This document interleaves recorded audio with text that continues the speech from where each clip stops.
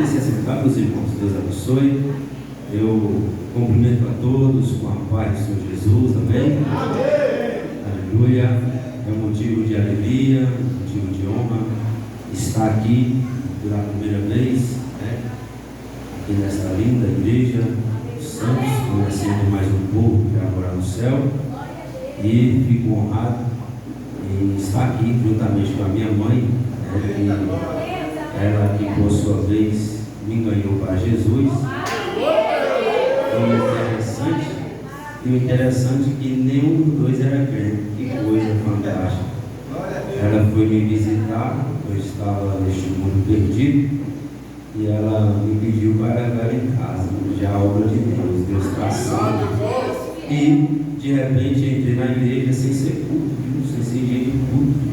Aí Jesus me pegou pelo colo. Amém? E aqui estou para a glória de Deus. Amém?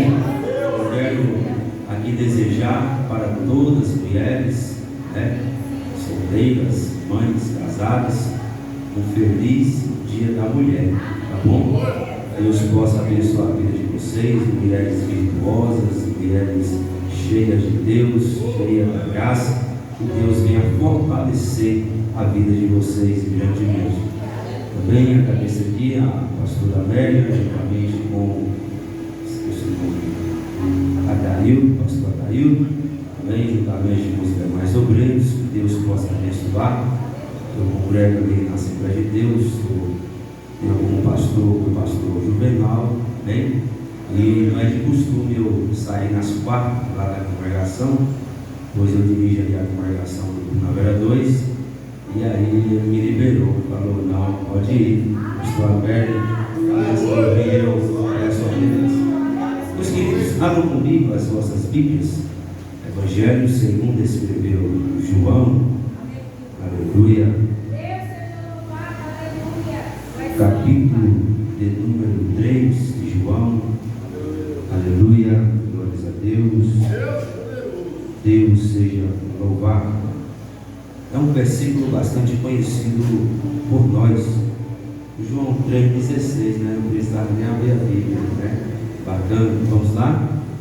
Porque Deus amou o mundo de tal maneira que deu o seu Filho unigênito, para que todo aquele que nele crê não pereça, mas tenha a vida eterna. Deus abençoe, poder se assentar, muito obrigado. Meus irmãos, hoje foi um dia bastante trabalhoso e preocupado, né?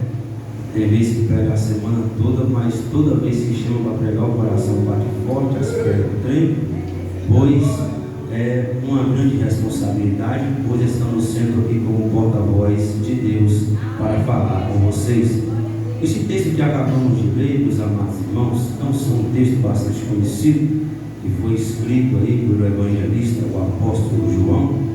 Esse texto, ele é o texto base de toda a Bíblia, amém? Como todo o livro tem o seu texto base, tem o tema, a Bíblia, o texto base da Bíblia é este que acabamos de ler, João 3,16. O tema central de toda a Bíblia é Jesus. O autor da Bíblia foi Deus, que escolhera 40 homens inspirados por ele, que escreveu toda a Bíblia em um período de 1600 anos, ao qual nós temos ela hoje em nossa língua, amém? A palavra de Deus, que por sua vez é viva, é eficaz. Se você nessa noite estiver ligado no trono da graça, Deus fará coisas através da palavra nesta noite.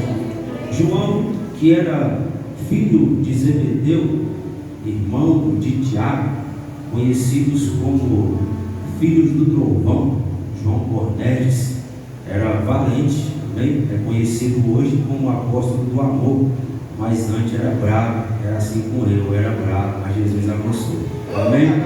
João, ele, antes de ser discípulo de Jesus, ele era discípulo de João Batista, e observa que ele agora decide a seguir Cristo, e por sua vez era um homem que tinha um particular mais íntimo com Cristo.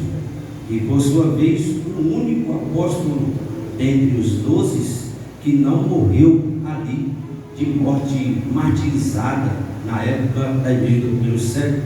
Foi o único que teve a sua morte de velhice. Observa que João, ele escreve este livro apontando Jesus como Filho de Deus. Capítulo 1, versículo 1: no princípio era o Verbo, e o Verbo estava com Deus, e o Verbo era Deus. Já Lucas, ele escreve o seu evangelho apontando Jesus como Filho do homem. Já Marcos, quando escreve ali o seu evangelho, que titula o seu nome, escreve apontando Jesus como servo de Deus. Já Mateus, que era judeu, escreve apontando Jesus como rei dos judeus. João, aqui o evangelho de João, não faz parte dos evangelhos sinóticos. Observa que ele é o único apóstolo que traz vários títulos de Jesus. Ele, no seu evangelho, diz que Jesus era o Verbo, que Jesus era o Filho de Deus, que Jesus é a porta, que Jesus é o pão, que Jesus é a água, que Jesus é a vida, que Jesus é o caminho. Ele traz vários títulos. E por que isso? Porque ele tinha uma intimidade maior com Cristo. E João, quando ele escreve este evangelho, estava ali na ilha de Patmos.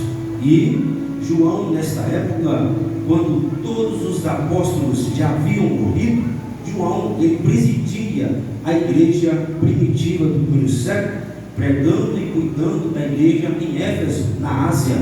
E nessa época a igreja estava sob perseguição romana. O maior cruel imperador da época, chamado Nero, havia morrido já. Mas após Nero, aí surge um homem chamado Domiciano, que ele agora soube que havia um ainda que estava pregando o evangelho de Cristo. Porque a mensagem da igreja do primeiro século era: ele morreu, mas ele vive para todo sempre. Ele vive, Jesus cura, Jesus salva, Jesus liberta. E com isso ele se sentiu incomodado, porque na época a igreja era uma potência, a igreja ela atraía pessoas, ela intimidava pelo poder do evangelho. Ele manda prender João. E vai dizer a história, isso não está escrito em relato na Bíblia, mas a história vai nos dizer pelo Flávio José, que ele pega e, como de costume, faziam cenários para a morte dos cristãos. Por exemplo, Pedro foi morto crucificado em forma de X, cabeça para baixo, Paulo decapitado, outros apedrejados, outros cerrados no meio. E João agora, ele decide tentar matar João, colocando João dentro de um caldeirão de azeite fervente. Meu Deus do céu, aleluia! Mas não sabendo ele que o quarto homem da fornalha, aquele que vive e reina para você, estaria lá com João. Quando colocaram João dentro daquele caldeirão de azeite fervente e tiraram João, a história vai nos dizer que nem um fio da sua cabeça se queimou. Saiu mais crente, mais cheio do Espírito Santo. Aleluia! Aí ele ficou agora endemoniado.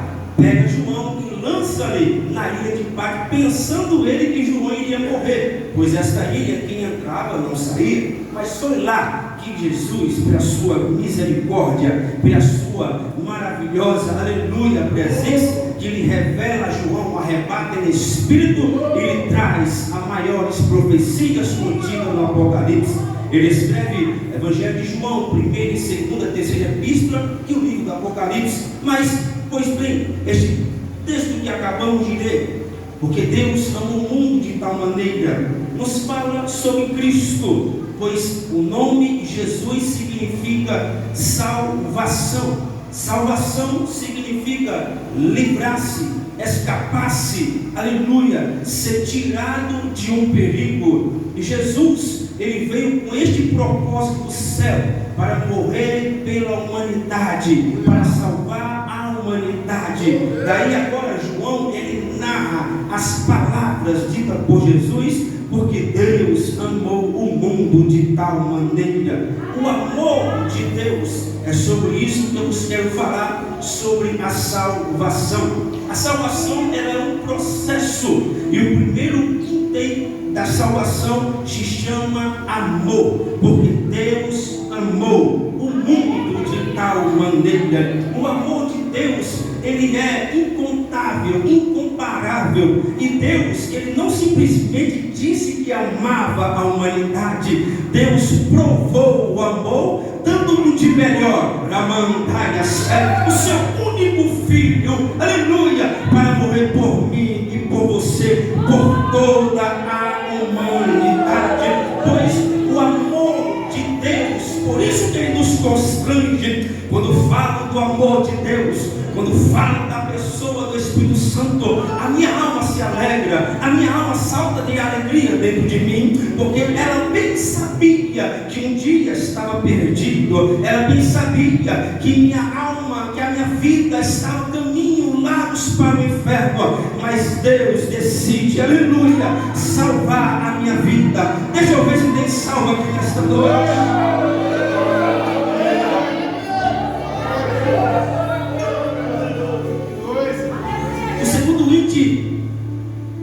Da salvação agora é a expiação de Cristo, o sacrifício expiatório de Cristo na cruz do Calvário.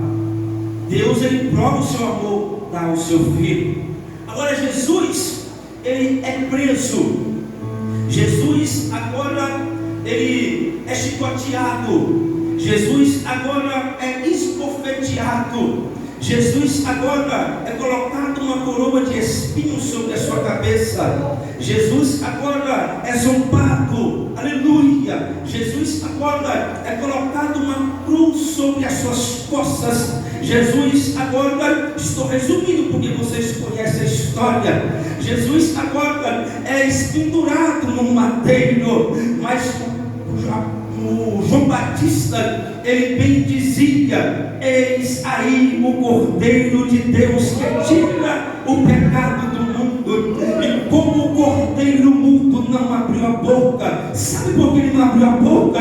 Porque ele sabia que nesta noite nós estaríamos aqui glorificando a Deus, aleluia. Ele sabia, aleluia, glórias a Deus. Agora Cristo é crucificado em uma cruz. E a parte que eu mais acho interessante da cruz, aleluia, é quando em seu último suspiro ele profere a palavra tetelestai, que significa está consumado. Em outras palavras, para você entender melhor, ele disse ao Pai: Pai, eu cumpri a missão, eu consegui, eu comprei de volta, eles agora são seu de novo, Pai, está consumado. Jesus nos comprou, Jesus nos remiu, Jesus nos sarou, Jesus perdoou os nossos pecados, aleluia, glórias a Deus,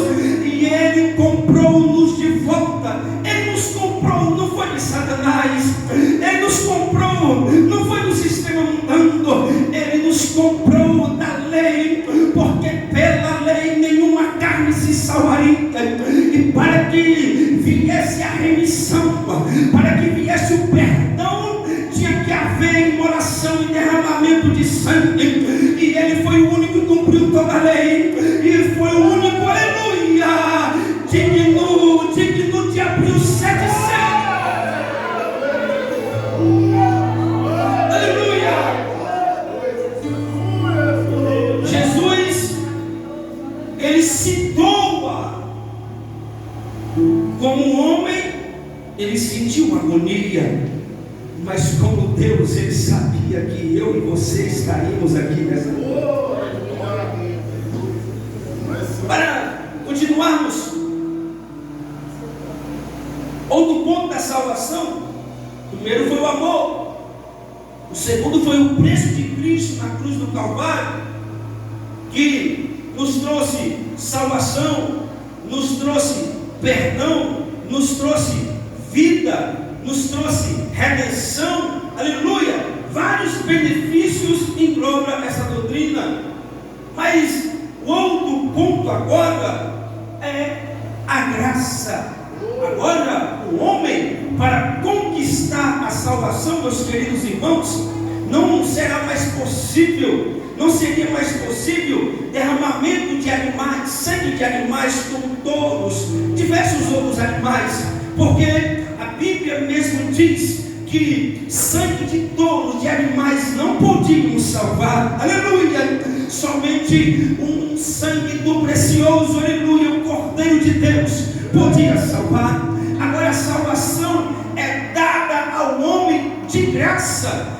Eu e você não precisa pagar nada. Eu e você não precisa pagar nada, pois o apóstolo Pedro nos diz em primeira carta a Pedro, capítulo 1, versículo 8, que não foi com prata e nem ouro que foste comprado, mas com o precioso sangue do Cordeiro. Deixa eu ver quem foi comprado aqui nesta noite. E eu fico às vezes pensando em alguns irmãos que ficam dizendo: eu não sou ninguém, eu não tenho valor, ninguém gosta de mim, eu sou desprezado, meu pai me despreza, minha mãe me despreza, meus amigos me odeiam. Ei, mas tem um que te dá valor, tem um que gosta de você, tem um, aleluia, que vai investir em você, e este te comprou com o precioso sangue.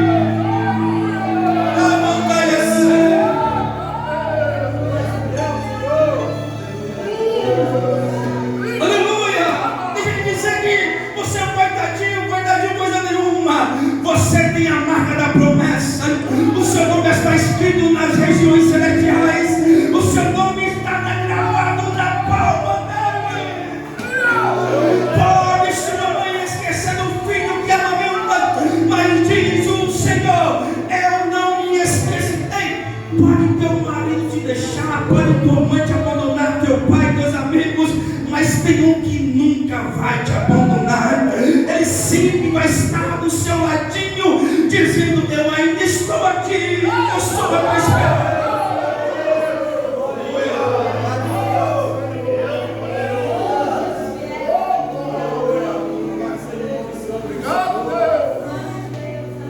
A graça é um favor imerecido. Nós não merecemos. Isto o apóstolo Paulo escreve: pela graça sois salvos. Pela graça sois salvos. E isto não vem de vós, para que ninguém venha se gloriar. Eu fui salvo pelas minhas obras. Eu fui salvo porque eu sou bonzinho. Eu fui salvo porque eu prego. Eu fui salvo porque eu canto. Eu fui salvo porque eu profetizo. Eu fui salvo porque eu pratico boas novas. Não, nada disso. Você foi salvo porque Ele te comprou e quis te dar salvação. Nós somos salvos de graça. É um dom gratuito que Deus deu toda a humanidade. Muitos andam procurando salvação em vários lugares que eu não quero falar. A ética, né? Então tem ética, né? Esse negócio de ética. Antigamente tem esse negócio não, mas, né? Mas não falar. Muitos andam procurando salvação na feitiçaria, na macumbaria, na magia negra, no voodoo. Ei, salvação não está lá não. João capítulo 14, versículo 6, ele disse: eu sou o caminho, eu sou a verdade e eu sou a vida. Ninguém vem ao Pai senão por mim. Só Jesus pode te salvar. Só Jesus pode fazer a tua vida, a tua família restaurada. Só Ele vai viver. Agora, outro ponto: a fé. Porque a graça, ela é suficiente, mas sem a fé, ela não é eficiente. O apóstolo Paulo disse que vós sois salvos pela graça. Mas Jesus também fala, Marcos capítulo 16, quem crê e for batizado será salvo, mas quem não crê será condenado. A salvação está aí, é para quem quiser. Agora tem que haver a fé. Hebreus capítulo 11, versículo 1. Ora, a fé é o firme fundamento das coisas que se espera e a prova daquilo que não se vê. Se não tiver fé naquele que vive e reina para todo sempre, não tem como o homem ser salvo. Você tem que crer nele, aleluia. Você tem que ter fé nele, aleluia.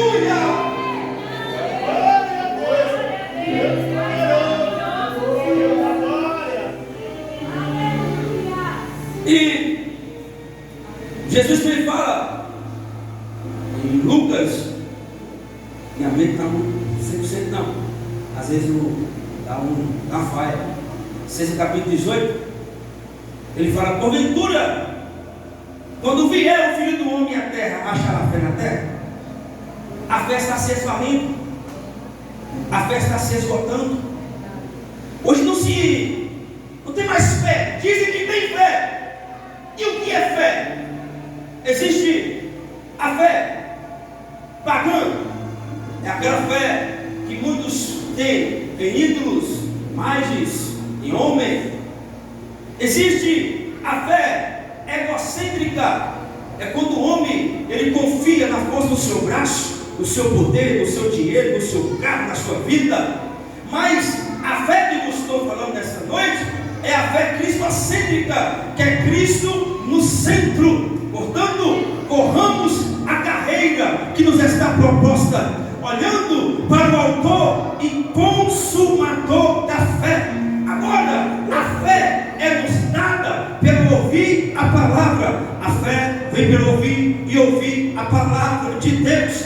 Porém, o que está acontecendo em nossos dias, pastora Bélia, pastor Adailton, o que está acontecendo em nossos dias, o porquê falta a fé? Porque nós estamos tendo tanta fé como antes, sabe por quê? Porque você precisa dar manutenção à sua fé. Como assim, presbítero, dar manutenção à fé? A fé, ela se dá a manutenção na oração. A fé se dá manutenção na leitura da palavra. A fé se dá manutenção no congregar, no adorar. Aleluia! Então, preste atenção que eu estou te dizendo nesta noite.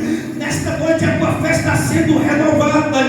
Nesta noite a sua fé está sendo vivificada. Você que acreditou aqui sem fé, desanimado, pensando que não tem mais jeito, nesta noite, se você assim quiser, levante a tua mão que eu vou profetizar. E minha nobre fé, receba fé, receba força, receba.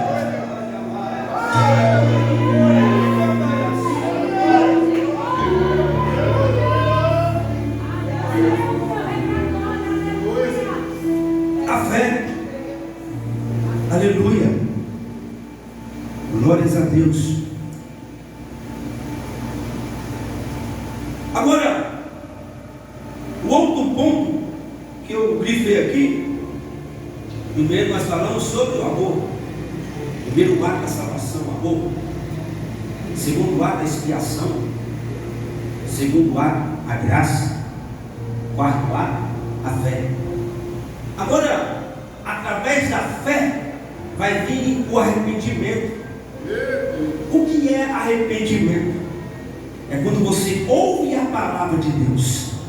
É quando você ouve a mensagem sendo pregada e ela te confronta, porque a palavra ela liberta, ela confronta. Se não houver confronto, não há mudança. É por isso que a palavra vai nos dizer lá em João capítulo 8, versículo 32: conhecereis a verdade vos libertará.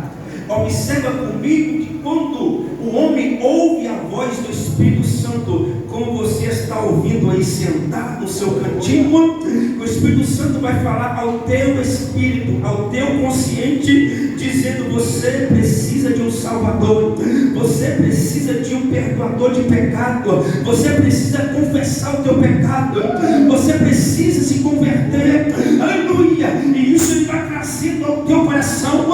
Você vai sentindo tristeza pelo pecado, você vai sentindo tristeza. Aí já é o trabalhar do Espírito Santo na vida do homem. Aí de repente, aí o homem levanta a mão e diz: eu quero a Cristo. Por quê? Porque o Espírito Santo me convenceu. Pois o Espírito Santo veio convencer o homem do pecado, da justiça e do juízo.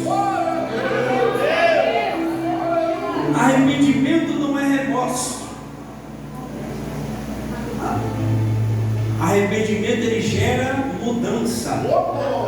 O arrependimento não é exterior. O arrependimento começa lá no interior do homem. É de fora para dentro. Entendeu não? O arrependimento, ele vem de dentro para fora. Eita, meu Deus. O Espírito Santo está trabalhando aqui nesta noite. E de acordo com a palavra está sendo pregada. Porque a palavra do Senhor é viva e eficaz. É mais penetrante que espada de dois gumes, que penetra até a divisão da alma e do espírito, entre juntas e medulas, e é apta para discernir os pensamentos e as intenções do coração. A tua pastora, o teu pastor, ele não pode te conhecer, não sabe o que você está pensando, mas tem uma aqui nesta noite que se chama a palavra. Jesus, ele sabe, ele sabe.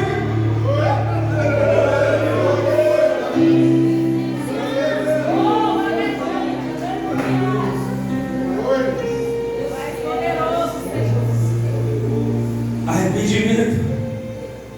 O primeiro sermão de Jesus a ser pregado na terra: arrependei-vos, que é chegado o reino dos céus. Aleluia. Jesus quer que você se arrependa. Este caminho que parece que é, mas não é, está te conduzindo à perdição, à ruína. Ai, meu Deus. Foi por isso que João Batista morreu. Ele falou: arrepende, rapaz. Você pega a mulher lá do teu irmão. Foi isso? Ó. Os apóstolos eram mortos, martirizados, porque diziam: não me envergonhe do Evangelho de Cristo, pois é o poder de Deus, mesmo que custe minha vida. O Espírito Santo está te dizendo aí: se arrepende hoje. Se arrepende hoje, ainda há esperança para a tua vida. Depois do arrependimento vem a conversão. Converter. O que é converter? É a mesma coisa, eu estar andando em um caminho, de repente eu me converto em sentido contrário. Assim era nós. Estávamos andando passos largos para o inferno, mas de repente ouvimos a voz dizendo: é homem!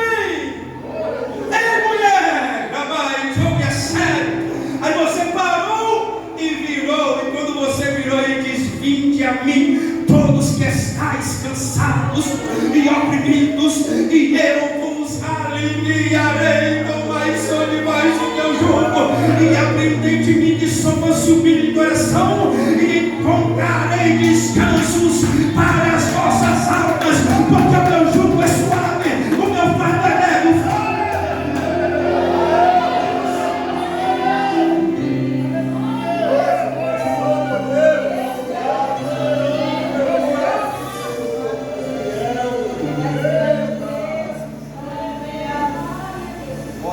Arrependei-vos, pois, e convertei-vos, para que sejam apagados os vossos pecados. Atos dos Apóstolos, capítulo 3, versículo 19. A pregação dos apóstolos era essa: se converter. Mas eu não me converti ao Senhor, presbítero. Então não precisa mais me converter. Precisa, nós precisamos nos converter todos os dias. Aleluia. Você precisa se converter. Esse pensamento ruim na tua mente, se converta, muda. Conversão é mudança.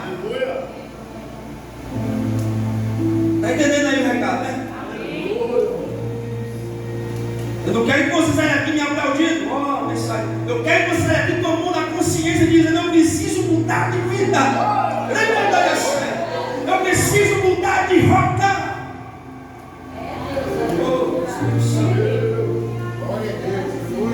Convertei-vos. 1 Crônicas, capítulo 7, versículo 14. Se o meu povo, que se chama pelo meu nome, se humilhar e orar e buscar a minha face e se converter dos teus maus caminhos, então ouvirei dos céus, perdoarei os seus pecados e sararei a tua terra. Você não parou para pensar não que isso está te comendo por dentro? Você não parou para pensar não que esta vida que você está levando está te levando a fundo? Mas se ouvires a voz e se converter, sabe o que vai acontecer? Vai sarar a tua terra, vai perdoar os seus pecados e falar de ti.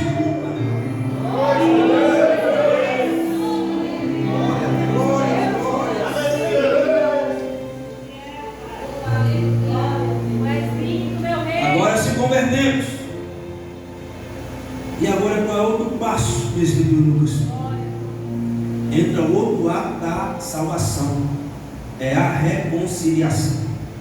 Filho pródigo, Lucas capítulo 15, bastante conhecido por nós. Filho pródigo, depois que estava na casa do pai, tinha tudo na casa do pai. Tinha preço do pai, preço do irmão, comida, tudo. De repente ele decide sair da casa do pai.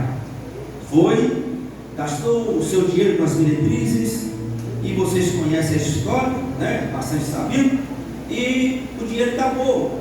Que tem um ditado aí fora, né? Acabou o dinheiro, acabou o amor, né? É assim? Fala aí fora do mundo? E é verdade, acabou o dinheiro, acabou o amor, né? E aí acabou o dinheiro do filho pródigo, que agora a barriga doeu, a fome apertou, ele foi procurar emprego. O único emprego que ele achou foi cuidar de porcos. E cuidando dos porcos lá, a Bíblia vai nos dizer nos relatos, Jesus narrando, que ele desejou comer as bolotas, a comida do porco. Meu Deus do céu! Sabe o que Satanás faz com a vida do homem? É desta maneira. Ele põe o homem lá no fundo, na sarjeta, escravo, desejando coisas imundas. Mas o que me chama a atenção na vida do filho pródigo não foi quando ele saiu da casa do pai. O que me chama a atenção na vida do filho pródigo não foi quando ele gastou o seu dinheiro com as meretrizes. O que me chama a atenção na vida do pródigo, sabe o que foi? Quando ele disse: levantar-me-ei e irei ter com meu pai. Muitos trabalhadores de meu pai estão bem, eu estou aqui, Deus, vou me levantar. E ele se levantou. Primeiro houve o arrependimento, depois houve a conversão. O arrependimento gerou nele tristeza pelo estado que ele estava. A conversão fez ele mudar de rota. E agora, quando ele chega no meio do caminho, ele vai dizendo: vou chegar na casa do meu pai e vou dizer para ele que não quero ser mais como filho, quero ser como servo, como trabalhador. Mas o pai de nós, meu Deus do céu, aleluia! Mas o pai de longe uma vista. E aquele encontro que houve entre o filho pródigo e o pai, houve uma reconciliação. Ambos se reconciliaram. Aleluia. Assim estávamos nós, longe do Pai. Assim estávamos nós, longe da presença do Pai. Antigo Testamento, na antiga aliança, antigo concerto, antigo pacto, observamos que Deus sempre quis ter de volta a comunhão do homem para com Ele. Deus usa os profetas, Deus usa os juízes, Deus usa reis e não consegue. Mas agora Ele decide enviar o teu próprio Filho, o unigênito. E aquele suspiro que Ele deu na cruz do Calvário está consumado. E o véu do templo se rasga de cima a baixo. Houve agora uma reconciliação, nos dando o direito de adentrar pelo novo e vivo caminho, nos dando o direito agora de ter um particular com o Pai. Você não entendeu não, vou explicar melhor. Quando uma pessoa quer separar, assim, faz separação, diante do juiz, o juiz vai tentar a reconciliação, assim, né? E para que haja uma reconciliação, tem que haver um intermediário, tem que haver a terceira pessoa. Ou seja, se Jesus não houvesse morrido na cruz do Calvário, não haveria reconciliação.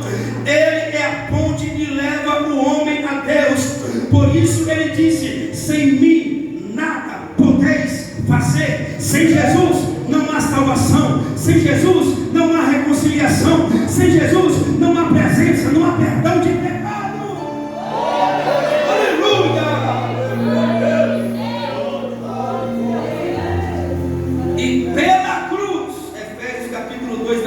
16.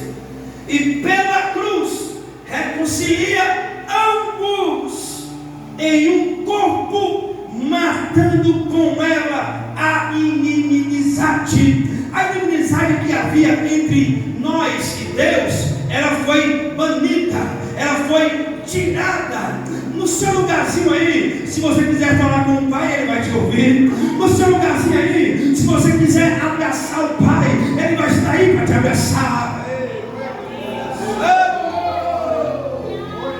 Aleluia! Eu estou sentindo a presença do Espírito Santo neste lugar. O Espírito Santo está mudando vida de crente aqui. Mas quem precisa, fica aí pensando.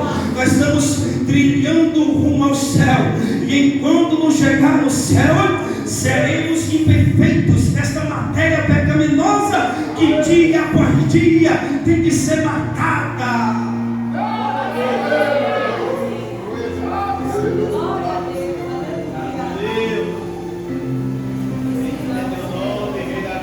Prosseguindo, porque o horário não me espera.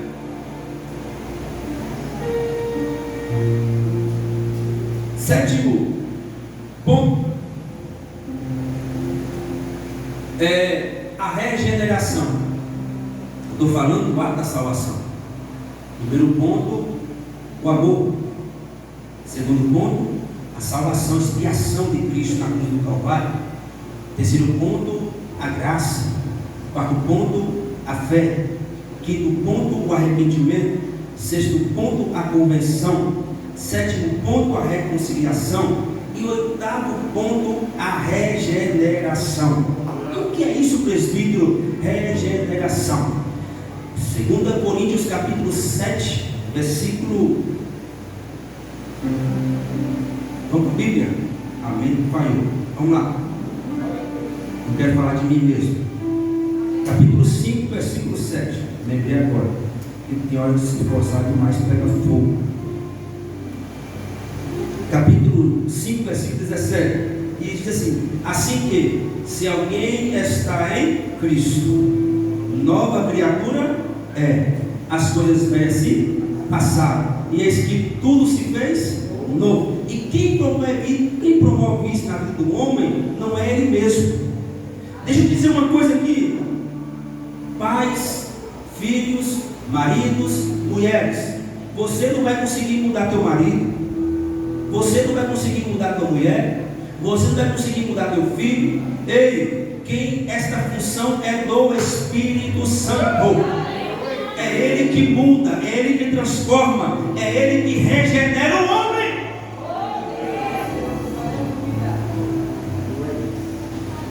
João, capítulo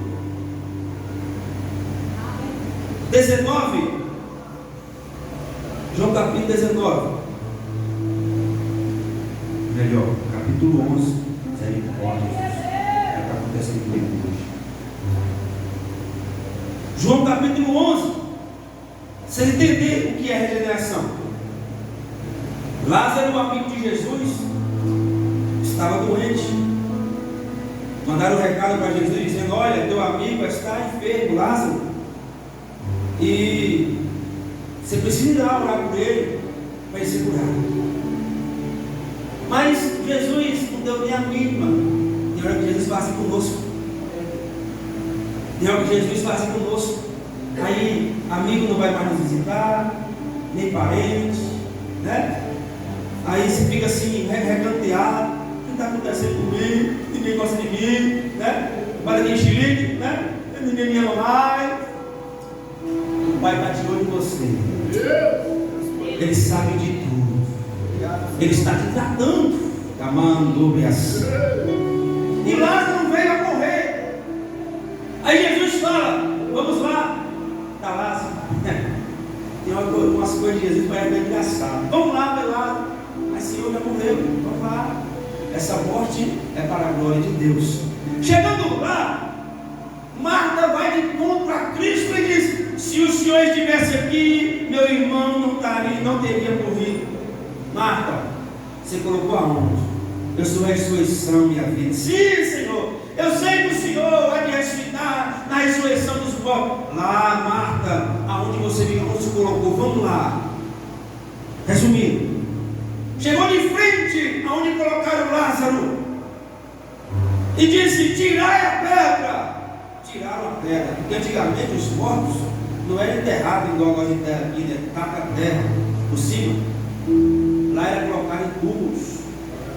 E Jesus parou de frente àquele túmulo e gritou de fora para dentro, dizendo: Lázaro, vem para fora.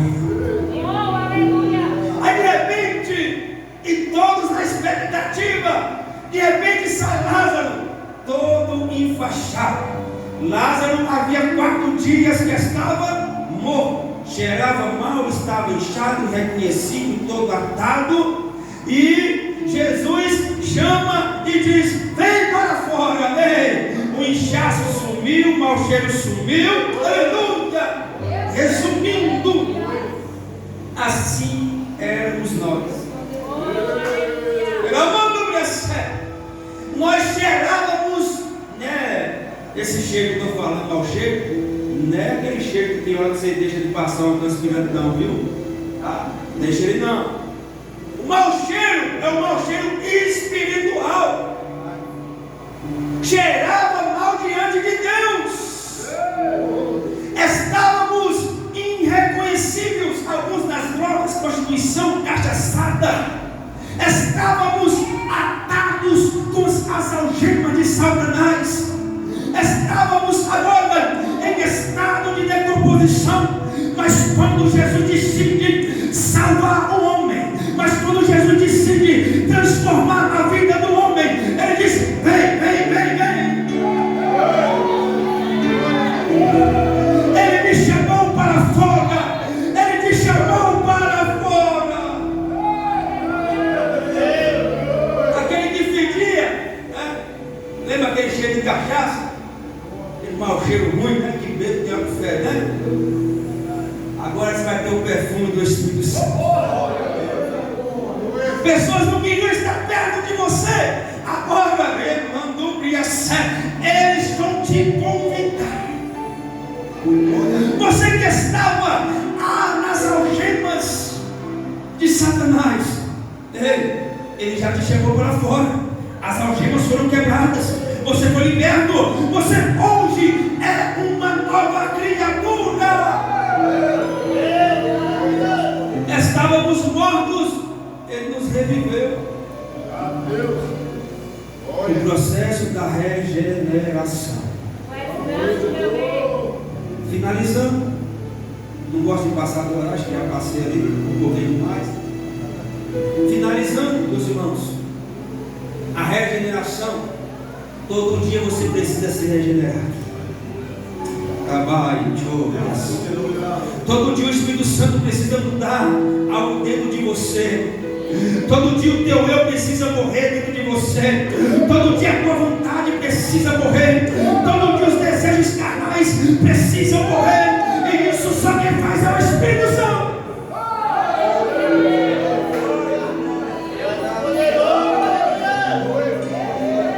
Como é que você sabe que pecou? Como é que você sabe que transgrediu? Espírito Santo. Ele fala no teu consciente, não te condenando, porque ele não condena ninguém. Ele fala no teu consciente, te constrangendo e dizendo: ei, você não deveria ter falado isso, não. Pede perdão ao Senhor dele. Ei, esse caminho ele está brilhando. Sai fora disso, meu filho. Anda por aqui, o caminho é esse. Ei, esses pensamentos que andam te afligindo, ei, deixa disso, tenha a mente de Cristo, tudo que é puro, agradável, de boa fama, nisso ocupai o vosso pensamento. Ei, rapaz, esse palavreado aí que está na tua língua, você tem que ter uma palavra sã, língua sã. Ei, mandai assumir a sério. Aleluia. Hoje é noite de transformação. Transformação de caráter, de personalidade. Jesus vai te transformar. Nem que ele tenha te quebrar no meio, mas ele vai te transformar.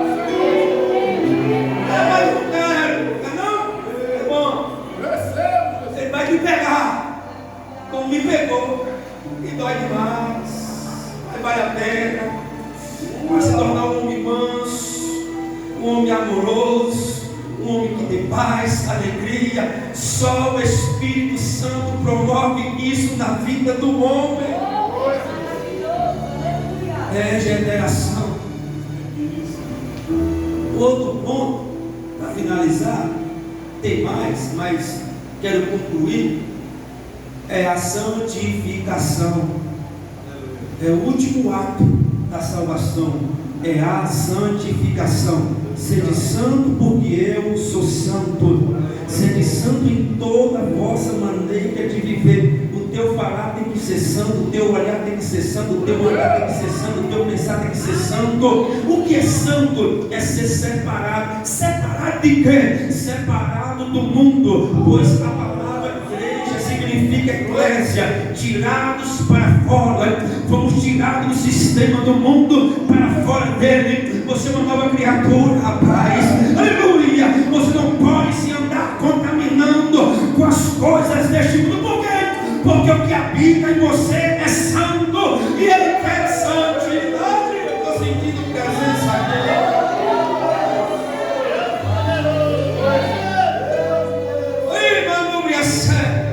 E quem santifica? A palavra santifica. Fica de pé nesta noite, fica de pé. Ai, eu vejo o Espírito Santo com águas, as águas sendo agitadas. E o que é isso, presbítero? Está limpando casas, está limpando. Por que está limpando? Porque ele vai habitar de novo.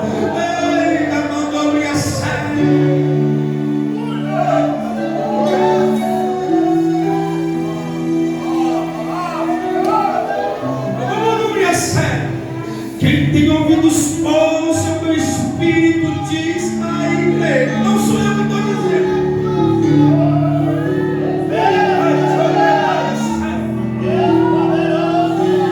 A presença está sendo descida. O avivamento vem pela palavra. O avivamento vem pela oração, convenção. Jesus quer te encher de novo. Cadê as irmãs que louvam aqui? Pastor, me permite. Deus quer fazer algo aqui nessa noite. Fecha os teus olhos, não caminhar. Eu sei que eu sou careca, não vai caminhar. Aí eu mando me aí quem manda comandar essa? Você voltará a chorar, mas não de tristeza, de alegria.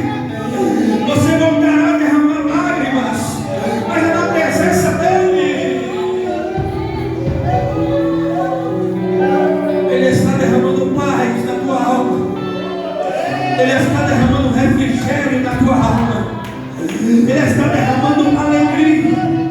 Ele está derramando bálsamo. Ele está curando a tua alma.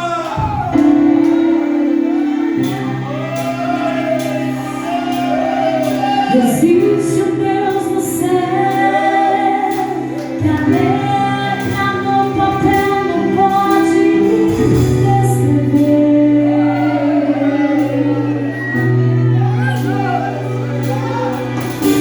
Não dá pra imaginar, não dá pra comparar o seu grande.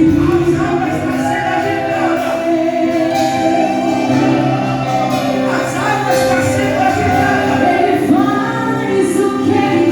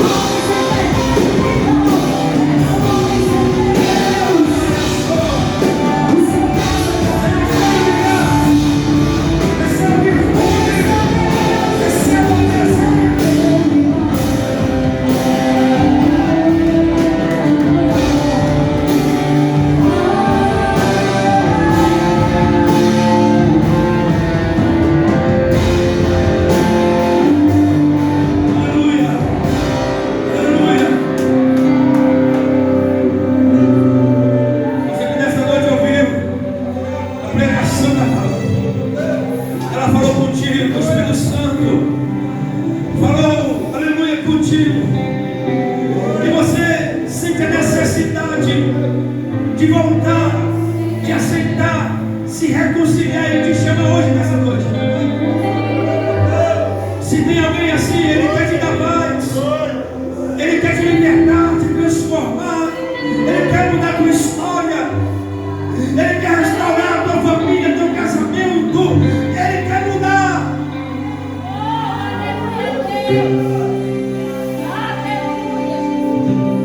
Você já só quer mostrar.